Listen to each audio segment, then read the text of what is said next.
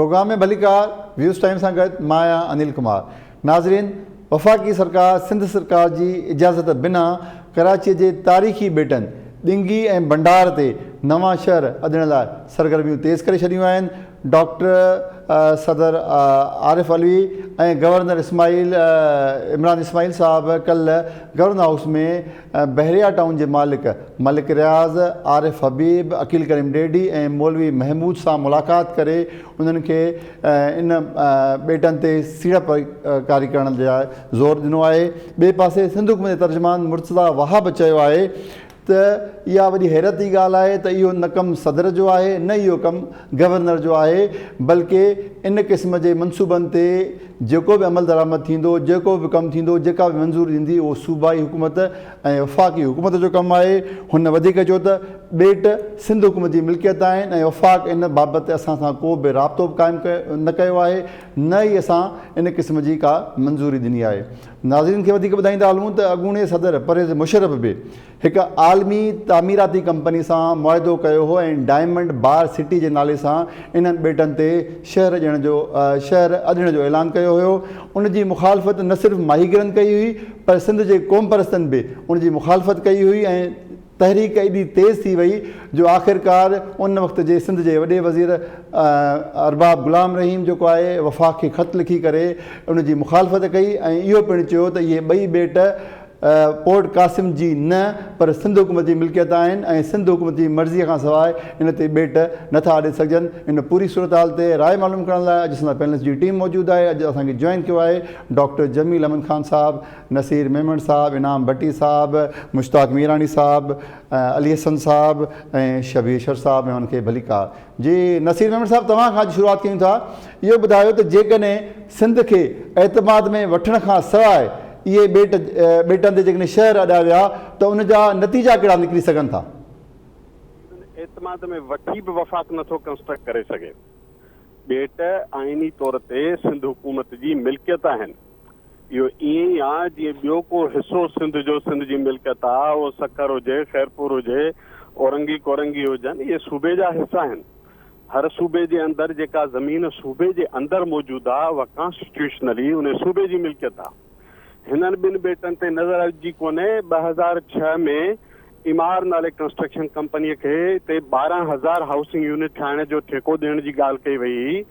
उन दौर में बि शौकत अज़ीज़ वज़ीर आज़म हो ऐं इशफ़ाक़ हसन साहब हुननि जो इकोनॉमिक एडवाइज़र हो। इशफ़ाक़ हसन इस्लामाबाद में प्रेस कॉन्फ्रेंस कई त हीउ फ़ैसिलो थियो आहे कि असां बेट ॾियूं पिया इमार वारनि खे।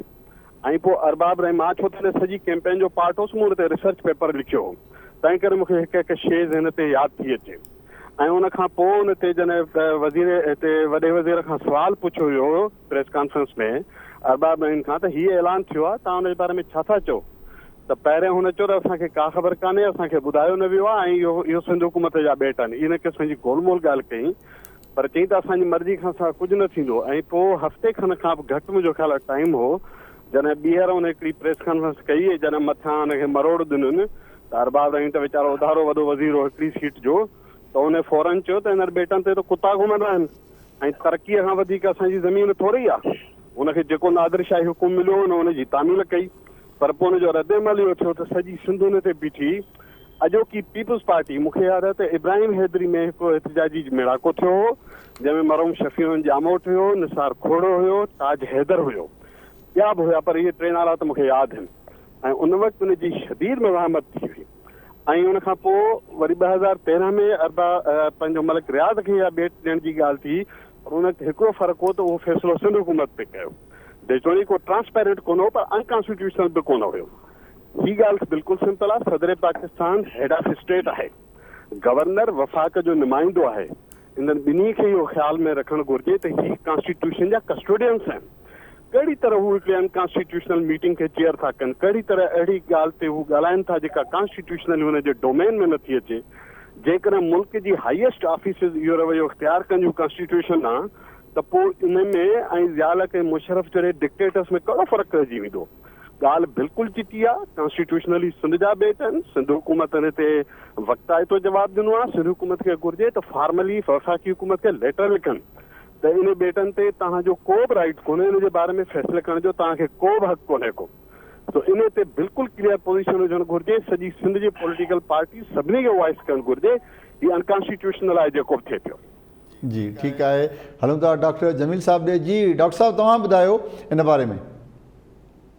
कानूनी हैसियत ते तव्हां ॿुधी ऐं उन में हिकिड़े पॉइंट जो मां इज़ाफ़ो करे छॾियां हिकिड़े नुक़्ते जो, ऐं हू आहे त लैंड रेवेन्यू एक्ट बिल्कुलु आहे 1967-68 जो आहे, ऐं उन में बिल्कुलु क्लियर आहे त इहे सभु जेके बि वेठनि, जेके बि ज़मीनूं आहिनि, जेके बि न प्रोविंस जे कंहिं बि प्रोविंस जे बाउंड्री जे अंदरि आहिनि, उहे प्रोविंस जी प्रॉपर्टी आहे।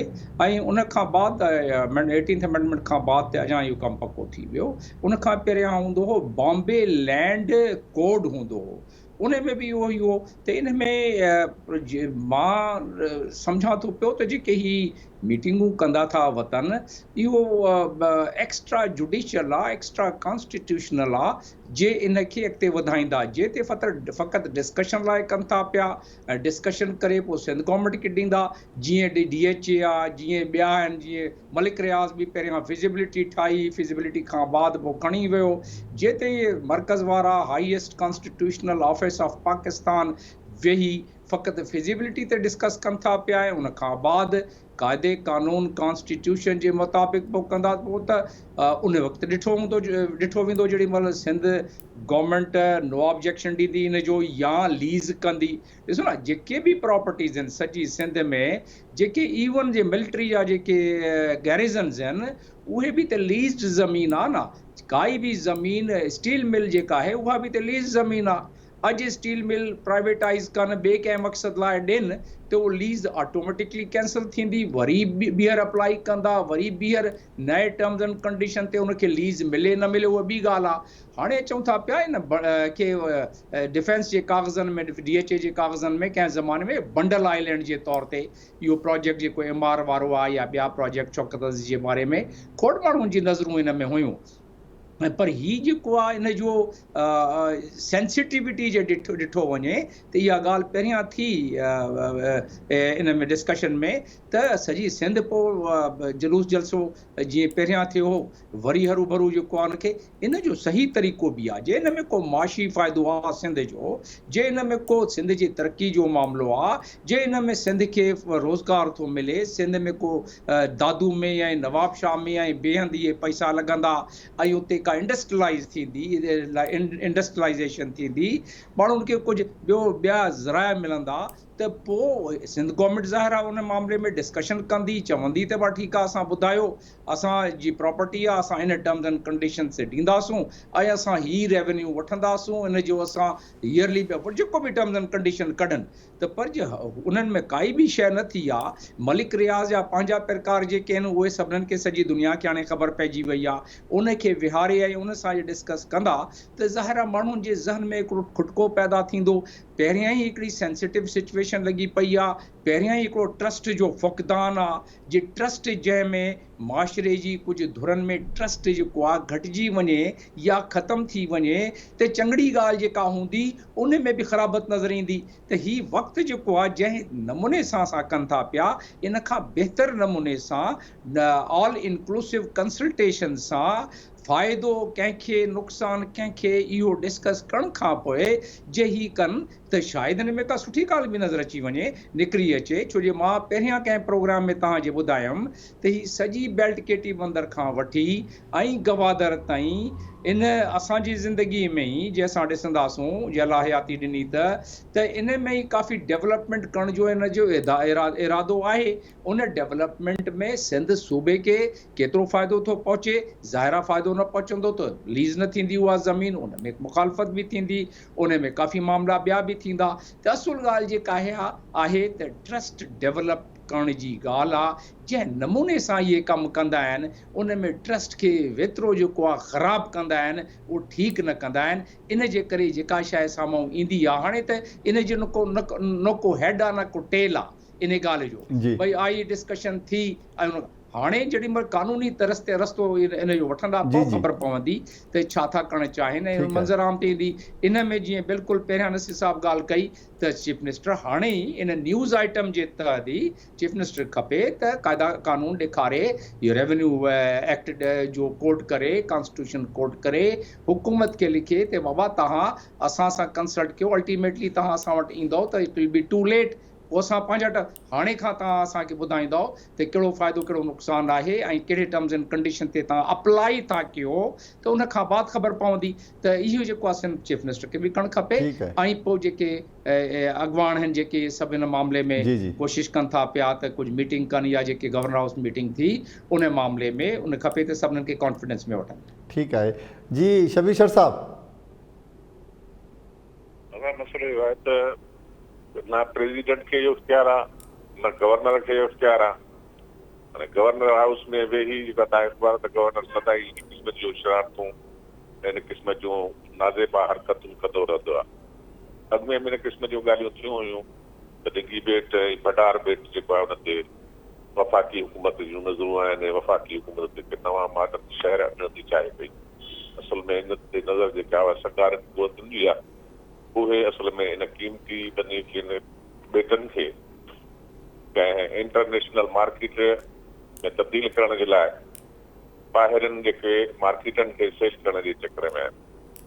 बेसिक शइ आहे त उनखे उनजी जेसिताईं उहा मालिकी हासिलु नथा करे सघनि पिया, जेसिताईं मालिकी नथी मिले वफ़ाक़ खे, तेसिताईं वफ़ाक़ खे इहो इख्तियार ई कोन्हे को त सूबे जी ज़मीन ते अची कई गैर कानूनी अदावतूं करे या अलॉटमेंट करे।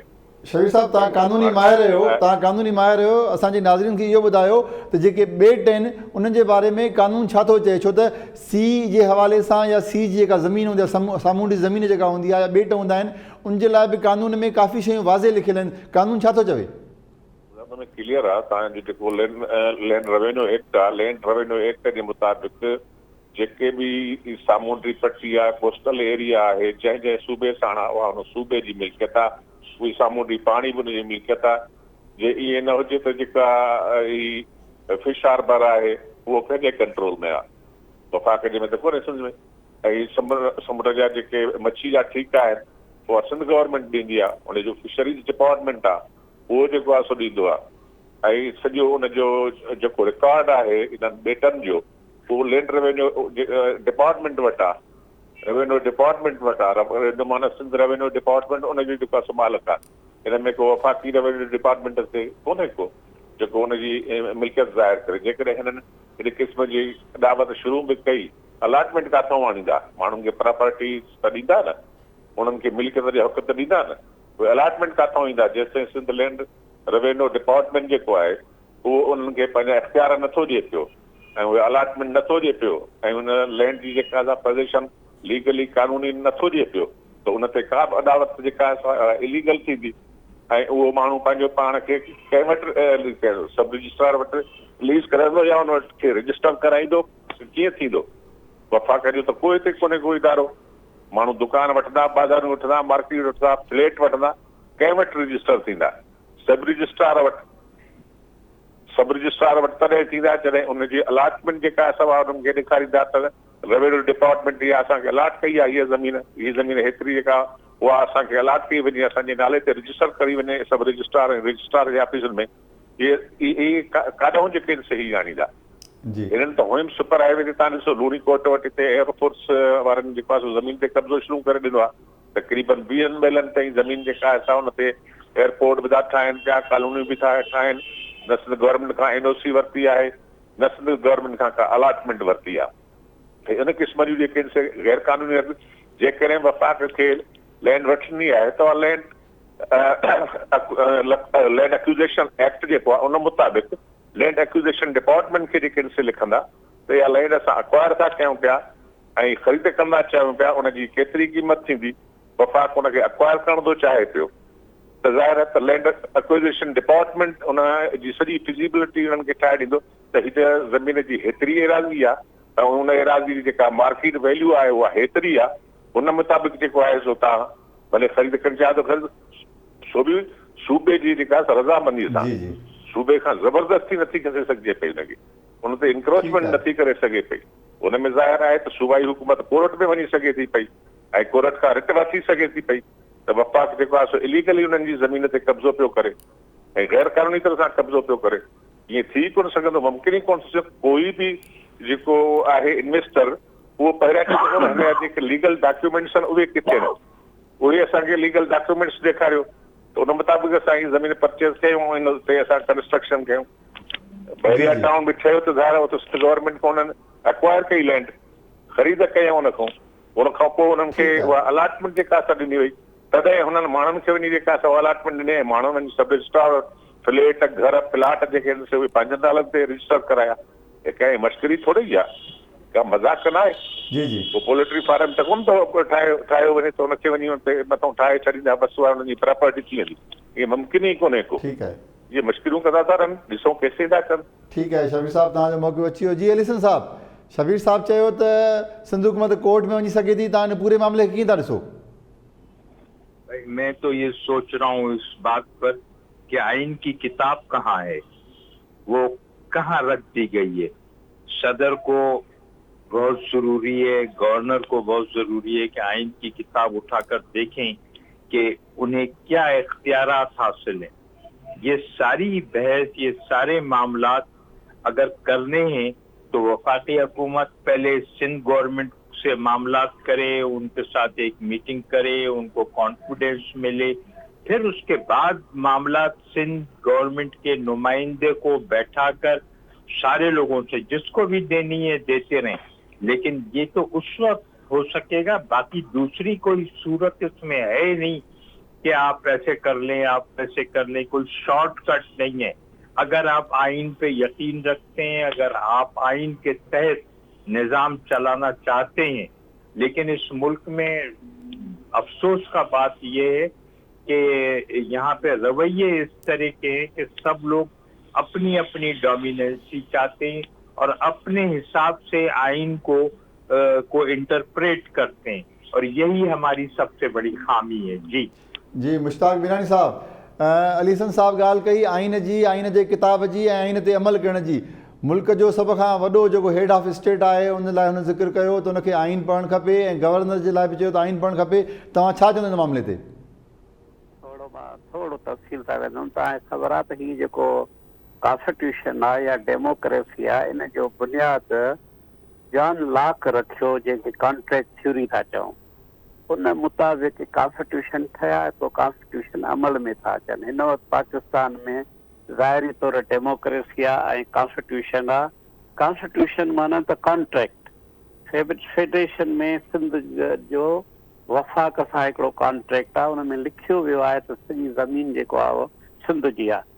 अञा मां तव्हांखे पोइ ते वठी वञा त 1800 समथिंग में हिकिड़ो लॉ पास थियो सॼे इंडिया जे लाइ, जंहिंमें पाकिस्तान बि हुयो, जंहिंमें ब्रिटिश गवर्नमेंट ई। त उन मुताबिक़ इहो हुयो क्लियर कट लिखियलु आहे त जेकॾहिं फेडरल गवर्नमेंट ते नेशनल इम्पोर्टेंस, मां रिपीट थो कयां, नेशनल इम्पोर्टेंस लाइ जेकॾहिं ज़मीन वठे थी सिंध खां या कंहिं ॿिए सूबे खां, ऐं उन ते जेकॾहिं हू अमल नथी करे सघे विदिन स्टिपुलेटेड टाइम, त सिंध गवर्नमेंट खे या पंजाब खे राइट आहे त हू ज़मीन वापसि करे। ठीकु आहे। हाणे चवनि था त हीउ रुगो नसीर साहब ॾाढो सुठे नमूने सां ॿुधायो, वधीक नथा वञूं। इहो भंडार ॿिनि बेटनि जो न आहे, इहो तव्हांखे ॿुधायां रेलवे ज़मीन जो बि इशू आहे, हिन खां पोइ स्टील मिल जो बि इशू आहे।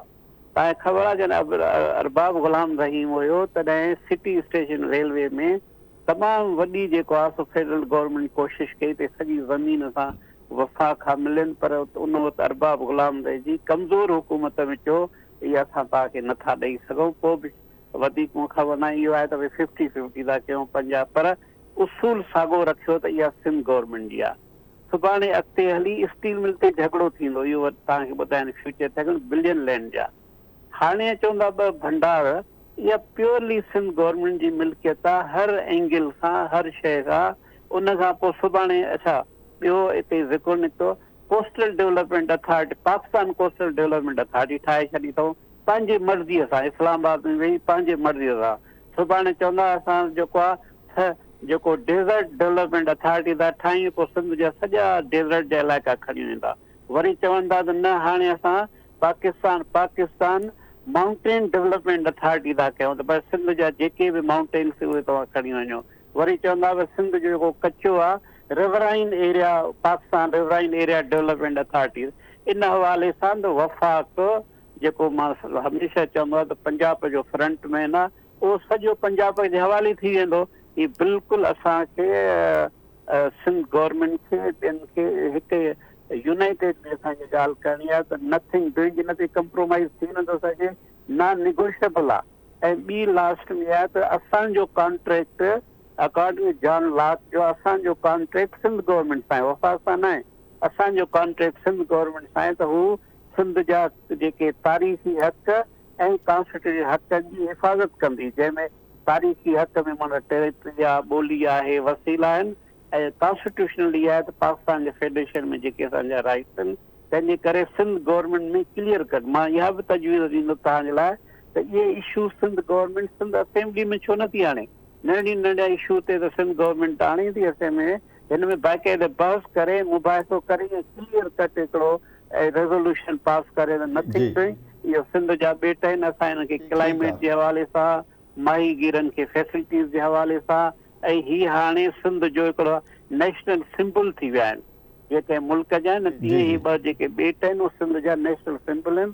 कंहिं बि हालत में ईअं कंदा तव्हांखे वरी ईअं कंदा त रेलवे जी जेको ज़मीनूं जेके यूज़ न थियूं आहिनि उहे बि वफ़ाक़ खणी वेंदो, पंजाब खणी वेंदो। उन खां पोइ जेका स्टील मिल जी ज़मीन आहे उहा खणी वेंदो, ऐं उन खां पोइ जेको अर्बन लैंड आहे उहो खणी वेंदो। हिते मां कंहिं दोस्त ॻाल्हि कई, तव्हांखे ख़बर आहे त बहरिया टाउन में उहा इलीगल लैंड ते इहो थियो, कुझु ज़मीन वरिती वई, कुझु ज़मीन ते इलीगल आहे। इन जे बुनियाद ते सुप्रीम कोर्ट उनखे क्लियर कट चयो त तो ॾोह कयो आहे, तोखे सज़ा नथा मिलो। बाक़ी इहा त 400 बिलियन रुपीज़ जी तूं जेको आहे खण, अञा ताईं 400 बिलियन आहिनि बिकॉज़ ऑफ द ॾोह। इन जे करे जेको बहरिया टाउन आहे अधु खां वधीक इलीगल ज़मीन ते आहे, जो हाणे हुननि इहो चयो आहे मलक रियाज़ असांखे लीज़ जा आर्डर जो सिंध गवर्नमेंट हाणे उन फ़ैसिले जे मुताबिक़ लीज़ जा आर्डर ई नथी ॾेई सघे, छाकाणि त उहो इलीगल ज़मीन ते ऑक्यूपाई आहे। ठीकु आहे, हलूं था इनाम भट्टी साहिब जी। इनाम भट्टी साहिब,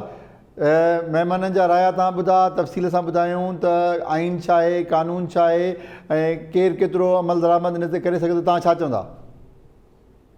आउं थोरो तफ़सील में वेंदुसि। 1973 जो पोर्ट कासिम अथॉरिटी एक्ट आहे, 1973 जो। सभिनी खे ऐं जेके बि दोस्त वेठा आहिनि उनखे जेको आहे सो उन्हनि जे ज़हन में विझण थो चाहियां त इहो भुट्टे साहब जे दौर में इहो एक्ट ठहियो।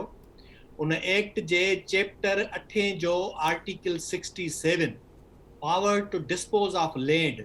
हाणे हिते सभिनी खे इहो ज़हन में रखणु खपे त ॿिया जेके बि सिंध जी ज़मीन जिन बि इदारनि खे ॾिनल आहे, मूंखे उन जी ख़बर कोन्हे त उते उन में कहिड़ा क्लाज़ विधियल आहिनि, पर हिते जेको क्लाज़ चैप्टर 8 जो आर्टिकल 67 आहे उहो पोर्ट कासिम अथॉरिटी लाइ चए थो त power to dispose of land, the authority may retain or may lease, sale, exchange, rent or otherwise dispose of any land vested in it.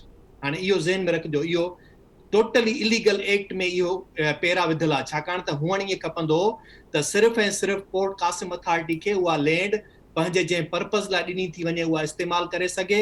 जॾहिं बि उन जे लाइ इस्तेमालु न करे त उहा वापसि प्रोविंस जी प्रॉपर्टी हूंदी एज़ पर कॉन्स्टिट्यूशन।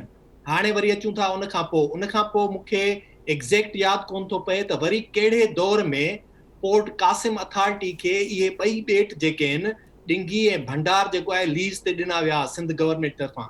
जेकॾहिं आउं ग़लति न आहियां शायदि त बेनज़ीर जी उहा पीपल्स पार्टी हुकूमत हुई जंहिंमें इहे पोर्ट कासिम अथॉरिटी खे ॾिना विया, ऐं उन खां ई पोइ 2006 में इहे जेके आहिनि से उनखे वरी जेको आहे सो पोर्ट कासिम अथॉरिटी उहे लीज़ करे वरी जेको आहे सो फेडरल गवर्नमेंट जे तवसुत सां विकिणिया पए या जेको आहे सो लीज़ ते ॾिना पए अमार कंपनी खे, जंहिंजे ख़िलाफ़ तमामु शदीद मज़ाहिमत थी।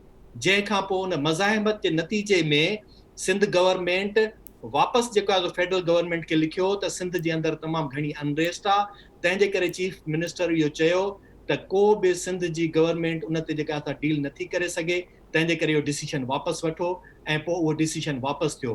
हाणे अचूं था वापसि वरी साॻी इन ॻाल्हि ते त हाणे हिन मौजूदा सूरत हाल में मूंखे ख़बर न आहे त इहे ॿई जेके ॿेट आहिनि अञा ताईं बे पोर्ट कासिम अथॉरिटी जे लीज़ में आहिनि या उन खां गवर्नमेंट सिंध गवर्नमेंट 18 तरमीम खां पोइ को वापसि वठी छॾिया आहिनि?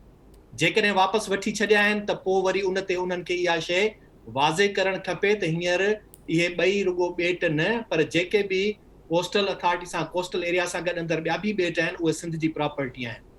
पाकिस्तान जे 1976 जे वरी जेको आहे सो एक्ट जे तहत 12 नॉटिकल्स माइल ताईं जेको अंदरि एरिया आहे ओतिरे ताईं उन जो पंहिंजो जेको आहे सो नेशनल टेरिटोरी आहे, उन खां पोइ इंटरनेशनल वाटर्स आहे। हाणे उन मुताबिक़ जेकॾहिं उन्हनि 12 नॉटिकल माइल्स में सिंध जे कोस्टल एरिया सां जेका बि शइ अचे थी त उहा सिंध जी प्रॉपर्टी हुजणु खपे। वफ़ाक़ी हुकूमत वफ़ाक़ में वेही करे पंहिंजे मुंहुं जेकॾहिं अहिड़ा फ़ैसिला करे थी जेके national coastal authority development authority ठाहिण जा, त उहे छा चऊं त कंट्रावर्सी या उन जे प्रोविंशियल जेको आहे सो एक्ट जे टकराव में आहिनि। ईअं केतिरियूं मिनिस्ट्रियूं ॿियूं ठहियूं पयूं उहे बि सभु टकराव में आहिनि।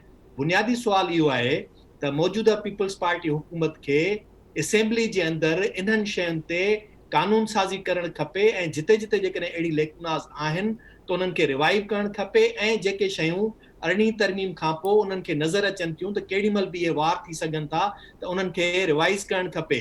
ॿियो सदाईं अहिड़नि अथॉरिटीज़ ते ख़ुदि पीपल्स पार्टी पाण शिकार थींदी रही आहे। पाण जॾहिं फेडरल गवर्नमेंट में हूंदा आहिनि पाण अहिड़ियूं फेडरल डेवलपमेंट अथॉरिटीज़ ठाहे सूबनि जे अंदरि मुदाख़लत कराईंदा आया आहिनि।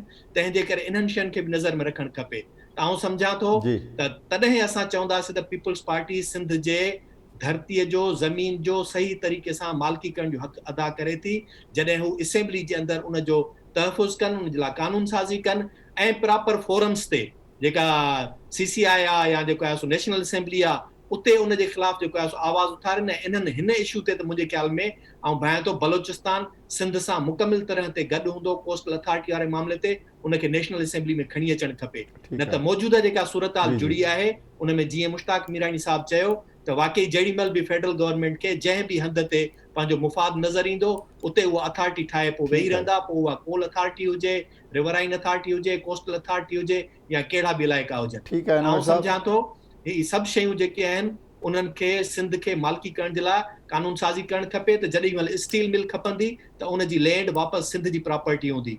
जेॾी महिल रेलवे पंहिंजो को बि एरिया ख़ाली करे थी त उहो एरिया जेको आहे सो वापसि सिंध जी प्रॉपर्टी हूंदो। हींअर कराची जे अंदरि फैसल बेस ख़ाली थियण वारो आहे छाकाणि त हींअर ॿाहिरि जेको आहे सो हिकिड़ो लूणी कोट वटि जेको आहे सो हिकिड़ो वॾो बेस ठही चुको आहे ऐं मुंहिंजी इंफॉर्मेशन मुताबिक़ उहो बेस उतां ख़ाली थींदो। जॾहिं उहो एयर बेस ख़ाली थींदो त उहा वापसि सिंध जी प्रॉपर्टी हुजणु खपे।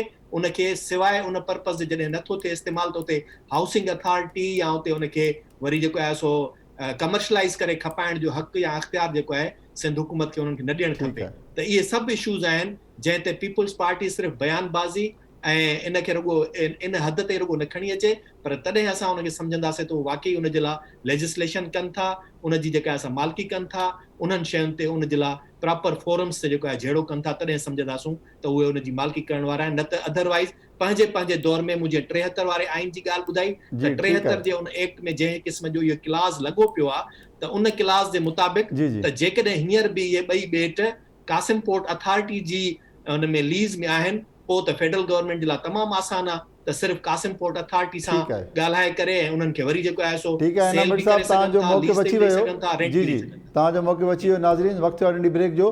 ब्रेक खां पोइ पंहिंजे महिमान खां पुछंदासीं त सिंध हुकूमत हिन वक़्तु छा पई करे इन मामलनि ते, उनजो रोल छा हुजणु खपे। असां सां गॾु रहिजो। वेलकम बैक नाज़रीन। प्रोग्राम में हिकु ॿीहर भलीकार। डॉक्टर जमील साहब तव्हां ॾे चऊं था इहो ॿुधायो त सिंध हुकूमत आख़िर छा पई करे सिर्फ़ु इहो चवण सां त सिंध हुकूमत NOC न ॾींदी या न ॾिनी आहे त छा वफ़ाक़ इन क़िस्म जा जेके शहर ॾियण जा कम ॿेटनि ते बंदि करे छॾींदो। असांजे नाज़रीन खे ॿुधायो त सिंध हुकूमत जो स्पेसिफिकली रोल छा हुजणु खपे। सिंध गवर्नमेंट जो त रोल टोटल समूरो आहे ई सिंध गवर्नमेंट जो रोल न। पर हाणे तव्हां मिसाल तौर ते तव्हांजो कंहिं शइ ते हक़ु आहे त तव्हां उहो हक़ लाइ जेसीं ताईं कंहिंखे आवाज़ न उथारंदा त थी सघे तव्हांजो हक़ु न मिली सघे, तव्हांजो हक़ु ॿियो को फुरे वञे। त उहा ॻाल्हि हिते बि आहे। ॾिसो न एक्ट सभिनीनि ॻाल्हि कई हिते कॉन्स्टिट्यूशन जी ॻाल्हि थी, हिते एक्ट जी ॻाल्हि थी, हिते मूं बि कोट कयुमि, रेवेन्यू एक्ट जी ॻाल्हि कई, बॉम्बे रेवेन्यू कोड जी ॻाल्हि कईसीं, कानून ते हुते आहिनि। पोइ वरी जेके भट्टी साहब ॻाल्हि कई पोर्ट कासिम वारी, ऐं उन में क्लॉज़िस बि ॿुधायूं, त ॻाल्हि इहा आहे त सभु शयूं त आहिनि। इनखे किथे चैलेंज त करिणो आहे न, उन जा बि तरीक़ा ॾिनल आहिनि। हाणे ॾिसणो इहो आहे त सिंध गवर्नमेंट जीअं ॻाल्हि पहिरियां थी त रेज़ोल्यूशन बि पास न थी, सिंध गवर्नमेंट आइनी सलूशन लाइ, आइनी इंटरप्रिटेशन लाइ बि न वई आहे कंहिं कोर्ट में। सिंध गवर्नमेंट जेका आहे उहो कंहिं लिहाज़ सां कंहिं फोरम ते वही न आहे त सिंध गवर्नमेंट कीअं प्रोटेक्ट कंदी पंहिंजे इंट्रस्ट खे। पहिरीं ॻाल्हि त इहा थी। हाणे अचो वफ़ाक़ ते, वफ़ाक़ जे इन ॻाल्हि खे रेगुलराइज़ कीअं कंदो, इन खे लीगलाइज़ कीअं कंदो। मिसाल तौर ते अथॉरिटी हिकिड़ी ठाहे वरिती। पहिरीं ॻाल्हि त इहा आहे त ॾिसो न, DHA बि त अथॉरिटी आहे, पोर्ट कासिम आहे, KPT आहे, इहे सभु अथॉरिटीज़ आहिनि न। इहे सभई जेके इन्हनि जी जेकी बि ज़मीनूं आहिनि, इहे अढ़ई ज़मीनियूं जेकी प्रॉपर्टी आहे प्रॉमिस जी, उहा लीज़ थियल आहिनि उन्हनि खे, ऐं उन लीज़ में बि जेके कंडीशंस आहिनि, अनलेस रिन्यूड त उहा ज़मीन वापसि थी अचे। मिसाल तौर ते हाणे ॻाल्हि हली बेस जी, उन में एयरफोर्स जी जेके हाणे ख़ाली थियण वारी आहे, त ऑटोमेटिकली उहो लीज़ जा कंडीशन थींदा, automatically it would revert back to the province of Sindh. त सिंध गवर्नमेंट खे जेसीं ताईं with in the given parameter उहो पाण जी आवाज़ न उथारींदा, त ज़ाहिर आहे इहे ॻाल्हियूं माण्हुनि खे बच मिलंदी, उहो ॻाल्हाईंदा रहंदा, इन ते डिबेट कंदा रहंदा, ऐं इन में आस्ते आस्ते करे मतां को अहिड़ो एक्शन खणनि जेको कॉन्स्टिट्यूशन जे मुताबिक़ न हुजे ऐं रेवेन्यू एक्ट जे मुताबिक़, क़ाइदे कानून मुताबिक़ बि न हुजे, त उन में नुक़सान ई नुक़सान आहे, फ़ाइदो न आहे। जी ठीकु आहे, हलूं था नसीर मेमन साहब ॾे। जी नसीर साहब, सिंध हुकूमत जो रोल छा हुजणु खपे ऐं पंहिंजे जेका हक़ आहिनि या जेका ॿेट आहिनि उनजी प्रोटेक्शन कीअं करे सिंध हुकूमत? ॾिसो, सिंध हुकूमत हिकिड़ो त जेका स्टेटमेंट इमीडिएटली इशू कई आहे, इहो तमामु इम्पोर्टेंट हुई, इहो बहितर कमु थियो आहे। पर हाणे सिर्फ़ु स्टेटमेंट जो मामिलो कोन्हे, थियणी घुरिजे त सिंध जो चीफ एग्ज़ीक्यूटिव वॾो वज़ीर आहे, उहो जेका गवर्नर हाउस में मीटिंग थी आहे उनखे बेस बनाए हिकिड़ो लेटर लिखे वज़ीर आज़म ॾे, ऐं सदर पाकिस्तान खे लिखे त हीअ जेका गॾिजाणी थी ही कॉन्स्टिट्यूशन जे फलाणे क्लास जे मुताबिक़ इलीगल आहे, अनकॉन्स्टिट्यूशनल आहे। Head of state should refrain from indulging in such unconstitutional activities. ज़मीन सूबे जी आहे, असां हुनखे रीटरेट था कयूं, अहिड़ो हिकिड़ो जामिया लेटर वञणु घुरिजे। जो गवर्नमेंट सां गॾु सिंध जी सिविल सोसाइटी, पॉलिटिकल पार्टी, छो त जेकर गवर्नमेंट ते तव्हां रुगो भाड़ींदो त उहो त किथे कंप्रोमाइज़ बि करे सघे थी। हुन ते अॻे ई तव्हां कराची कमेटी ते हालत ॾिठी आहे। सो मुंहिंजे ख़्याल में बाक़ी सभिनी माण्हुनि खे बि व्यू क्लियर रखणु घुरिजे। मां हिकिड़ी ॿी ॻाल्हि गुज़ारिश कयां त कंहिं दोस्त पोर्ट कासिम अथॉरिटी वटां त वफ़ाक़ डायरेक्ट हुन खां वठी ऐं कंस्ट्रक्शन करे सघे थो, नथो करे सघे। पोर्ट कासिम अथॉरिटी खे इहा ज़मीन पर्पज़ लाइ डिफाइंड आहे। हर पर्पज़ जेको लीज़ आहे हुन में डिफाइन थियल हूंदो आहे पर्पज़, उन खां अलावा कंहिं पर्पज़ लाइ यूज़ नथी करे सघे, भली पोर्ट कासिम जे हद में अचे। पहिरीं ॻाल्हि त सिंध गवर्नमेंट जे रिकॉर्ड मुताबिक़ पोर्ट कासिम जे हद में इहा ज़मीन नथी अचे, पर जे ईंदी हुजे तॾहिं बि उनखे कमर्शियल या ॿिए कंहिं नॉन डिफाइंड पर्पज़ लाइ यूज़ नथा करे सघनि। इहा ॻाल्हि सिंध गवर्नमेंट खे चिटी करणु घुरिजे। ठीकु आहे, हलूं था जी शबीर शर साहब जी शबीर साहब। मसइलो इहो आहे त पोर्ट कासिम खे सिर्फ़ु उहा लैंड आहे जेका ख़ुश्कीअ तरफ़ आहे ऐं को बि ॿेट उनखे कोन्हे मिलियल। MOU जेको सिंध गवर्नमेंट ऐं जेका असां पोर्ट कासिम अथॉरिटी ऐं फेडरल गवर्नमेंट जे विच में जेको मेमो ऑफ अंडरस्टैंडिंग थियो हुयो, जेके हुनखे तव्हां हाणे वेबसाइट ते आहे, इहो ॿ टे दफ़ा कुझु चवण खे जेकॾहिं ॾिसंदव उन में सिर्फ़ु जेको आहे सो जेको सुको इलाइक़ो आहे उहो उनजे हवाले आहे, उन ते ऑफिसूं ठाहिण जे लाइ ऐं कंहिंखे बि वरी उहा लीज़ ट्रांसफर करण जो इख्तियार हुनखे न आहे। जेकॾहिं कंहिंखे लीज़ कंहिं ज़मीन जे टुकड़े जो कंहिं ॿिए खे ॾिनो त उहो सिंध गवर्नमेंट ॾींदी, पोर्ट कासिम न ॾींदो। पोर्ट कासिम खे सिर्फ़ु ऐं सिर्फ़ु पंहिंजूं ऑफिसूं, गोडाउन्स, स्टोरेज उहे ठाहिण जा इख्तियार आहिनि। का बि ज़मीन ॿेट जूं ज़मीनूं बिल्कुलु क्लियरली जेके आहिनि उहे प्रोविंशियल सूबे जो जेको आहे सो इख्तियार आहिनि ऐं उहो कंहिं बि सूरत ते उनजो कोन्हे को, उहो सिर्फ़ु लीज़ी आहे, ख़ुदि मालिक कोन्हे को। 100 years जी लीज़ आहे हुनखे, उहो लीज़ी खे कोई बि इख्तियार कोन्हे को त कंहिं ॿेट खे पंहिंजी मिल्कियत छॾे। इहो अलाए किथां भट्टी साहिब जेका इहा ॻाल्हि खणी आयो त उहो इहो आहे पोर्ट कासिम जी जेको आहे प्रॉपर्टी किथे बि कान्हे। तव्हां वेबसाइट ते वञी हुन ते ॾिसोसि, जेको MOU आहे हुननि जो मेमो ऑफ अंडरस्टैंडिंग आहे, हुन में क्लियरली इहा शइ जेका आहे उहा मेंशन थियल आहे 1978 जी। हुन में किथे बि इहो कोन्हे को, या सिधी साईं ॿेट जेके आहिनि उहो सिंध गवर्नमेंट जी बल्कि सिंध सूबे जी मिल्कियत आहिनि, सूबे जी प्रॉपर्टी आहिनि ऐं हू कंहिं बि क़ीमत ते जेका 200-250 एकड़ ज़मीन हुननि खे मिलियल आहे, उहा ज़मीन बि कंहिंखे विकण जो उन्हनि खे इख़्तियार कोन्हे। उहो इख़्तियार बि सिंध गवर्नमेंट वटि आहे, सिंध जे लैंड रेवेन्यू डिपार्टमेंट वटि आहे। उहा कॾहिं बि जेकॾहिं उहा सेल थींदी त उहो ई सेल कंदा, हुनजा असुल मालिक जेका आहिनि सो उहो सूबो आहे, प्रोविंस आहे।